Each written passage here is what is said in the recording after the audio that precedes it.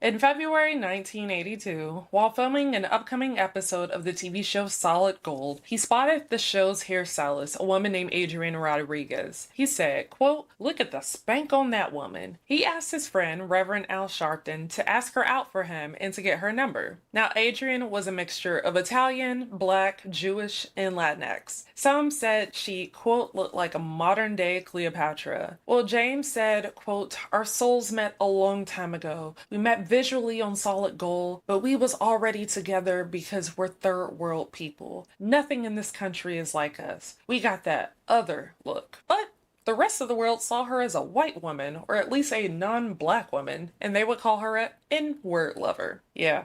They started to see each other, and on September 21st, 1984, they went to the courthouse and got married. She wore a beige chiffon dress with a matching hat, and James's mom and cousin were witnesses to the union. James was 51 and Adrienne was 34. Now, Adrienne was a different type of wife compared to his first two. She was way more volatile in turn. Like, she didn't like his entourage and low-key tried to get rid of all of them. Biographer R.J. Smith said, quote, "When you pushed her, she knew where to push back." So together, they had higher highs and lower lows.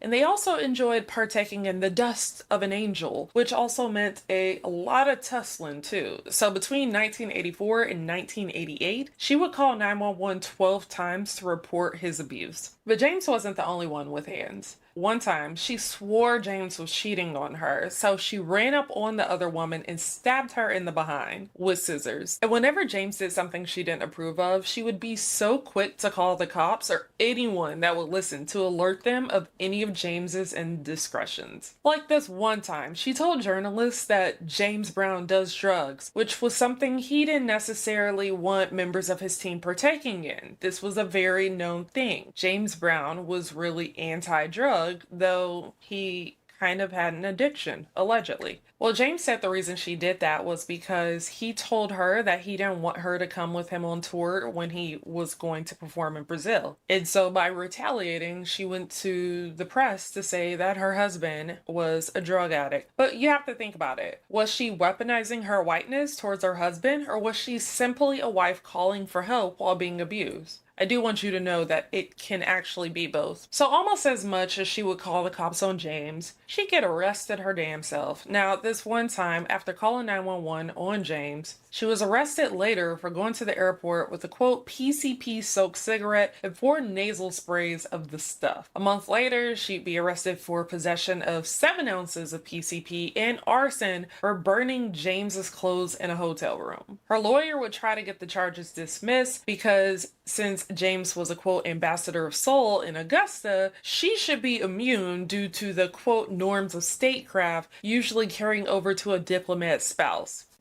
Girl. Anyway, so when James served time for this cross-state police chase between Georgia and South Carolina, Adrienne was going around saying that, quote, her husband's arrest was a racially motivated frame-up. But literally months before, she was selling pictures of her bruises to the National Enquirer for $15,000. Is it sex machine or say it loud? So after he did a little over 2 years for that police chase, once he got back home, the problems between he and Adrienne continued. On Easter Sunday, 1994, deputies went to the Brown home and found Adrienne with an injured collarbone, but due to no proof of what actually occurred, there were no charges that were filed. And then days later, she allegedly threatened James with a handgun, and the county family judge issued a restraining order on her to stay away from her husband. Well, then later in that year, deputies would go to the Brown home again and find Adrienne with bleeding lips. She claimed he threw her to the floor and hit her face with a chair. Now, this would lead to a domestic violence charge on James.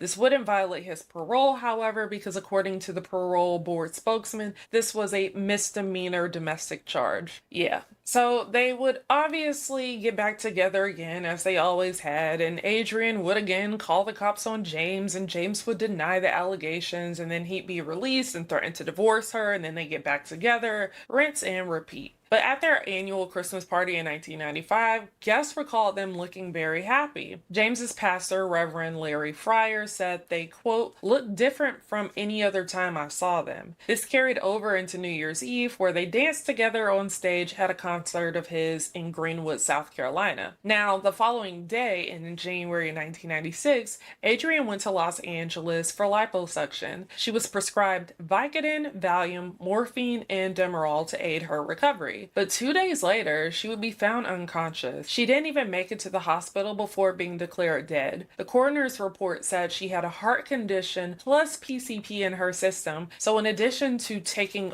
all of those prescriptions with these conditions, this all likely contributed to her death. Sadly, she was 45 years old. Now, her funeral was attended by many celebrities, including Little Richard, Casey Kasem, Janae Dubois, and James left a message in the program that said, quote, Dear Adrienne, honey, my life will never be the same. Wait for me. Now, he would put on a happy face, but everybody around him knew that James was down very, very badly. Like years later, after smoking some dust of the angel, he'd go outside in his drawers, shoot a .22 handgun and a .30 rifle in the sky towards heaven. This incident would lead his daughter to calling the cops on him and getting him briefly committed.